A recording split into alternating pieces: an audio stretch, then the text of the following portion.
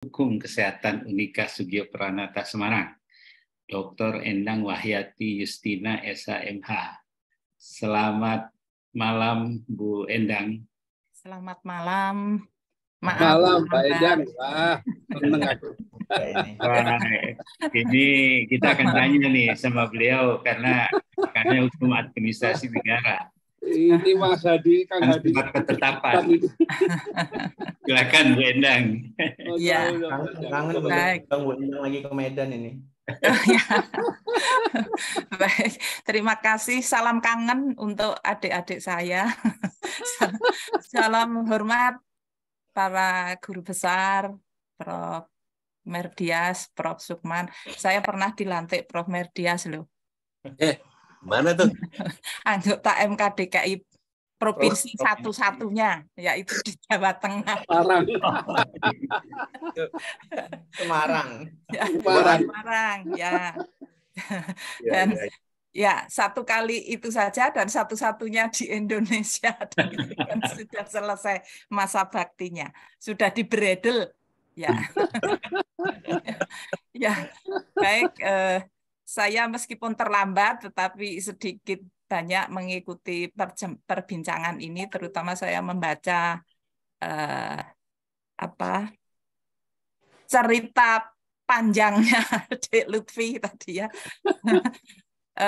Terlepas dari apa yang dipilih oleh Dr. Priyo, jadi memilih menerima apapun begitu ya, dengan tetap optimis menjalankan peran dan fungsinya begitu ya, sebagai seorang praktisi dan juga akademisi juga ya, Dr. Priyo. Saya akan sedikit berbincang saja terkait dengan sedikit pengetahuan saya berkaitan dengan hukum administrasi negara. Jadi nampaknya pokok persoalannya adalah bahwa sumpah itu sebetulnya kan lebih berkaitan dengan nilai moral gitu ya. Tetapi di perundang-undangan kita kemudian dijadikan norma hukum begitu ya. Sehingga sampai lafal sumpah pun dimasukkan di dalam pasal. Gitu ya. Sehingga sumpah yang harusnya bertanggung jawab kepada Tuhan itu bertanggung jawab kepada ya subjek-subjek yang diatur di dalam perundang-undangan itu. Itu permasalahan pertama yang menurut saya ini menjadi ganjel begitu ya. Jadi banyak sebetulnya ya asas yang harusnya menjadi rohnya sebuah peraturan perundang-undangan harusnya lebih tepat ditempatkan di bagian menimbang. Di situ dimasukkan di pasal 2 biasanya gitu ya, asas tujuan. Sehingga roh ini yang harusnya menjiwai seluruh isi pasalnya menjadi berdiri sendiri. Ya, jadi itu beberapa hal yang mungkin secara sadar dilakukan oleh para legal drafter begitu ya. Jadi mengubah posisi norma moral ini yang harusnya paling tinggi, norma moral, kemudian asas, kemudian baru kaidah gitu ya.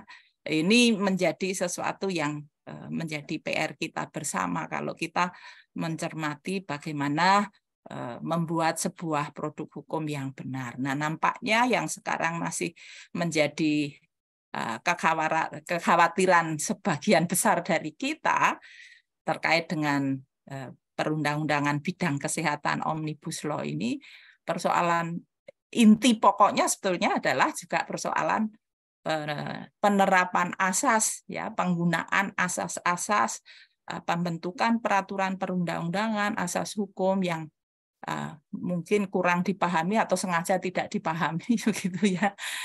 Ini. Lalu terkait dengan kasusnya Dr. Priyo, saya memandang bahwa inilah salah satu bukti ya bahwa produk hukum administrasi negara itu memang memiliki sifat khusus. Ya, sifat khusus. Sifat pertama adalah berkembang sangat cepat. hari ini muncul apa, ya, bahkan setiap hari itu bisa memunculkan berbagai macam produk hukum administrasi negara. Ya, berkembang sangat cepat. Kemudian yang kedua ini, peka terhadap politik.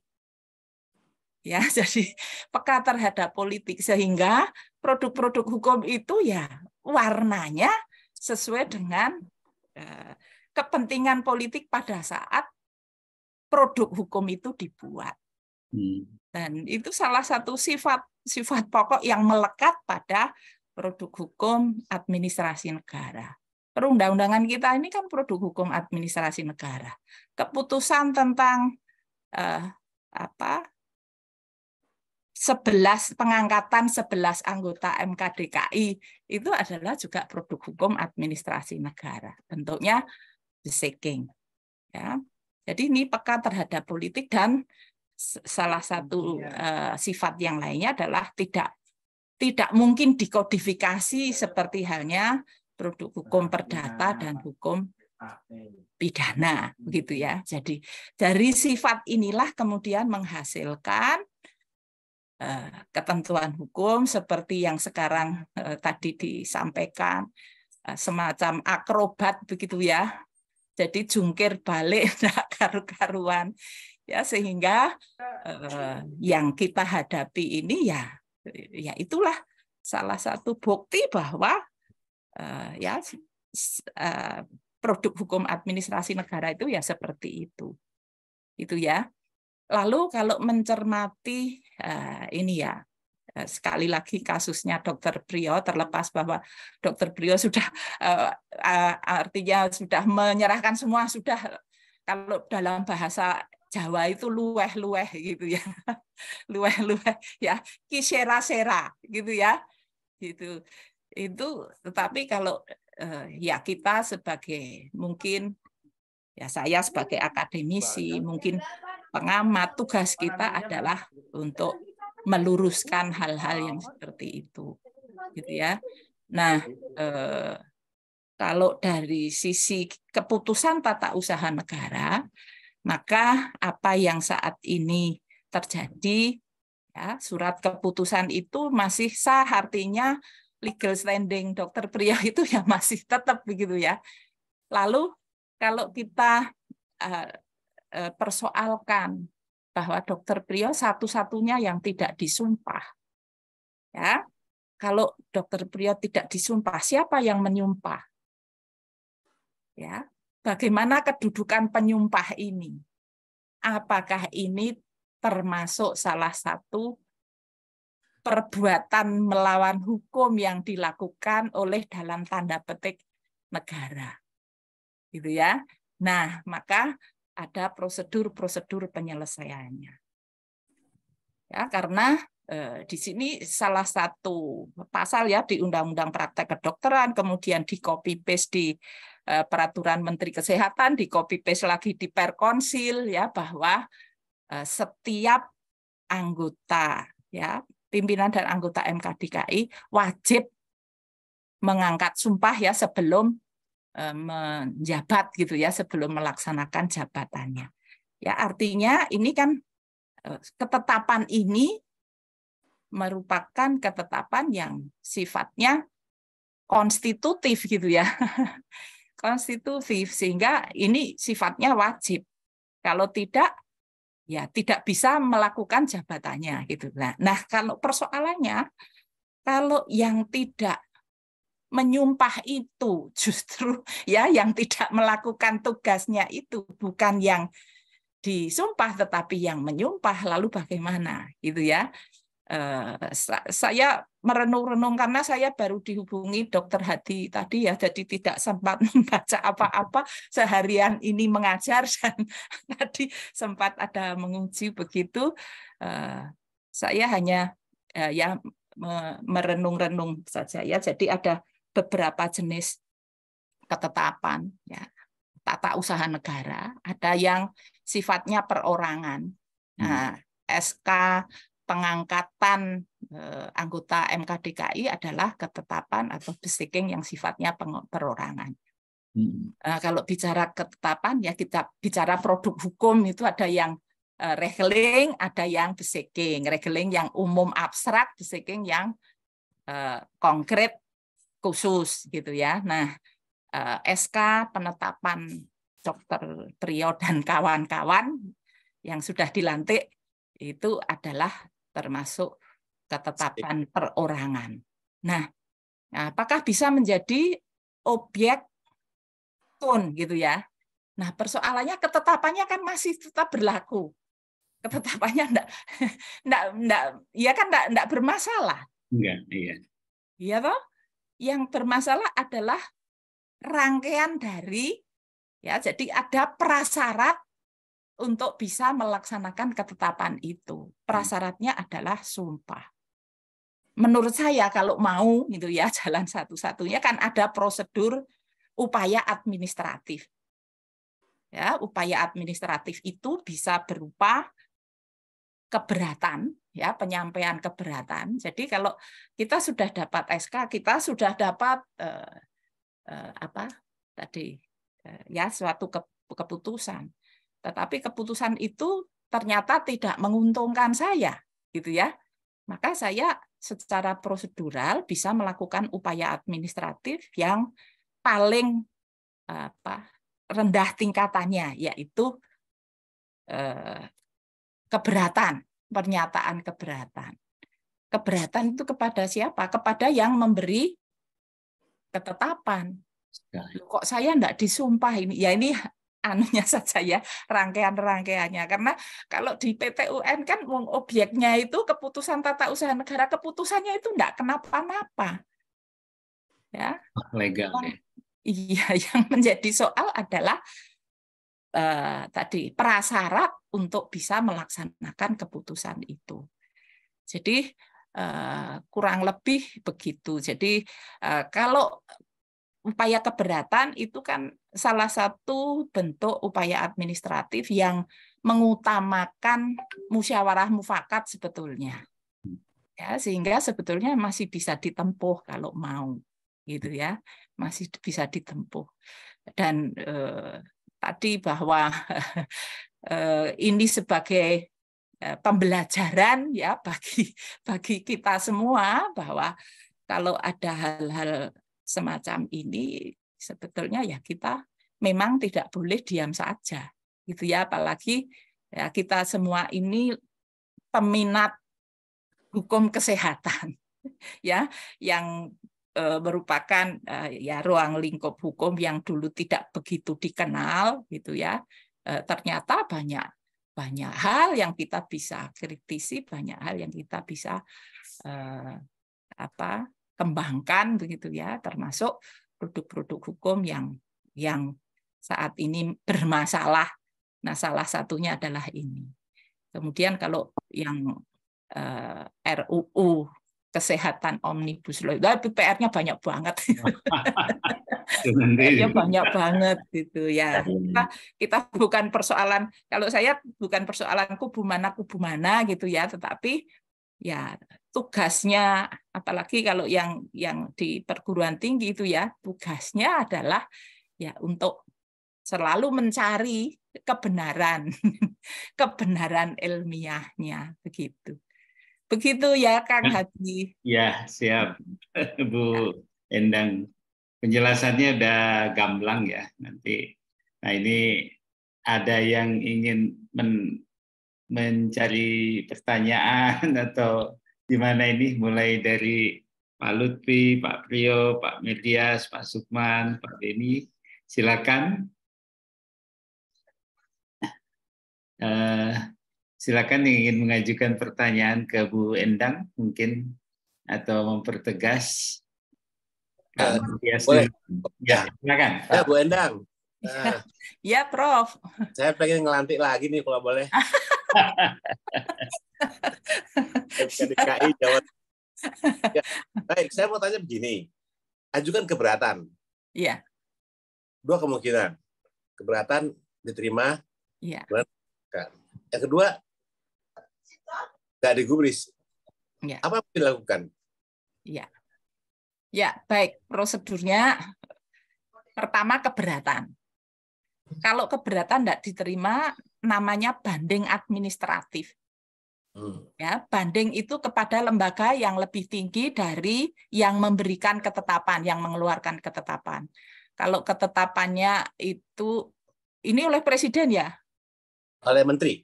Oleh menteri, berarti bandingnya ke presiden.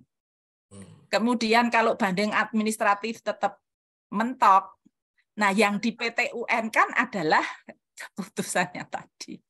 Baru bisa ke PT UN. Gitu. Oh, gitu ya. Ya. Oke. Baik. Terima kasih.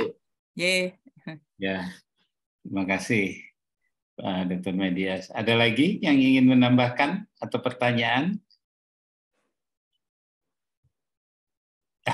Mungkin sudah kita cukupkan karena memang ini Sudah udah malam. malam ya, udah hampir 9:30 tadi, mulai hampir 1,5 jam. Pak Lutfi, silakan Pak Lutfi. Ya, silakan Pak Lutfi. Ya, terima kasih semuanya saja juga kepada Mbak Endang. Jadi memang seperti dari awal saya katakan, yang pertama itu tulisan itu memang untuk pembelajaran ya, Mbak Endang ya. Memang ada sesuatu yang harus dikoreksi dari cara kita bertata negara ini. Bertata negara ini jangan apa ya istilahnya itu serampang 12 lah. Ada tatanan yang harus dijalankan gitu. Terus yang kedua tadi itu ya benar seperti saya juga telah kutip di awal gitu ya. Saya sampai malah berpikir begini Mbak Endang, jangan-jangan memang ya sudah dikeluarkan aja lah SK-nya, tetapi nggak usah diambil sumpah. Saya sampai akhirnya berpikirnya ke sana gitu ya, saking nggak pahamnya gitu. Saya sudah ngomong ke eselon 1 ini gimana, kita akan amankan Pak, pasti. Namanya SK Menteri kita nggak bisa biarkan begitu saja. Ngomongnya itu begitu loh Mbak Ida. Ngomongnya itu begitu gitu loh. Wah mantep ini gitu lah. Tapi ya itu tarsok sampai sudah ditemukan seperti diceritakan oleh Dr. Priyo tadi itu kan dipertemukan lah dengan Ketua KKI oleh Sekjen gitu ya. Tetap aja begini begitu. Jangan-jangan ini badut-badut semua ini gitu loh. Saya sampai itu yang ingin saya tunjukkan gitulah. Ingin saya tunjukkan ini bernegara ini ada yang nggak benar gitu. Ya, ada yang tidak benar. Nah, yang ketiga, momentum RUU Kesehatan ini moga-moga semakin membuat kita melihat gitu ya. Ketika suatu peraturan-peraturan itu tersentralisasi, kemudian di tangan orang yang tidak tepat, bahayanya 2 kali lipat. Bahayanya 2 kali lipat. Ini sekarang, ini kan belum jalan nih. Undang-undang kesehatan yang tersentralisasi ini kan belum jalan. Dengan kondisi tidak tersentralisasi aja bisa seperti ini kok. Yang namanya Menteri Kesehatan bisa mengacak-ngacak putusan atau perwakilan yang sudah ditetapkan oleh undang-undang. Undang-undang itu praktek kedokteran. Bagaimana pula nanti kalau itu betul-betul jadi di tangannya menteri sendiri. Gitu. Nggak ada lagi penyebutan unsur ini, unsur itu. Dan semakin itu aja akan semakin semuanya betul-betul kita akan melihat orkestra lah gitu. Bagaimana dirijennya seorang menteri kesehatan semuanya itu di bawah orkestranya begitu. Yang akan terjadi adalah yang saya khawatirkan sekali Mbak Endang, seluruh orkestra itu berakibat pada kelambanan aparatur negara, administratur negara dalam menjalankan kewajibannya melayani masyarakat. Itu yang paling saya khawatirkan. Kenapa? Semuanya jadi tersentralisasi kan, nunggu dulu lah. Sementara yang di pusat ini kan begitu banyak yang harus diputuskan. Coba bayangkan sampai kalau menurut Permenkesnya, yang namanya rekam medis yang diminta untuk dibuka tanpa persetujuan pasien, ya tanpa persetujuan pasien ini Permenkes ini harus atas persetujuan menteri. Coba bayangkan ini. Jeblok menteri. Itu loh. Coba bisa sampai seperti itu loh. Permenkes 24 tahun 2022. Itu bunyinya itu betul-betul seperti itu. Di mana-mana saya sebutkan. Ini nggak masuk akal gitu loh.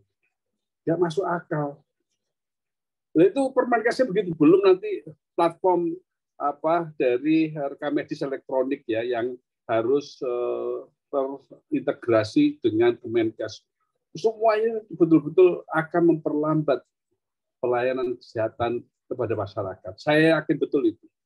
Wong sekarang ini sudah ada pemisahan-pemisahan. Coba bayangkan itu, Mbak Endang. Itu untung akhirnya BPJS dan Badan POM itu gagal. Maunya tadinya sudah begitu, untung gagal, sama sekali nggak ditaati akhirnya. Ya, kemampuan lobby-lobby mereka lah tentunya. Nah, kalau PBID lobby dengan siapa? Kang Hadi, PBID mau lobby kemana? PPID mau lobby kemana? PPNI mau lobby kemana? Ya. Nggak punya, gitu loh. Ya, itu yang terjadi. Saya kira demikian, Kang Hadi, sudah kemalaman, mata saya sudah 3 watt. Terima kasih banyak. Ya, semuanya saja. Assalamualaikum warahmatullahi wabarakatuh. Waalaikumsalam ya. Pak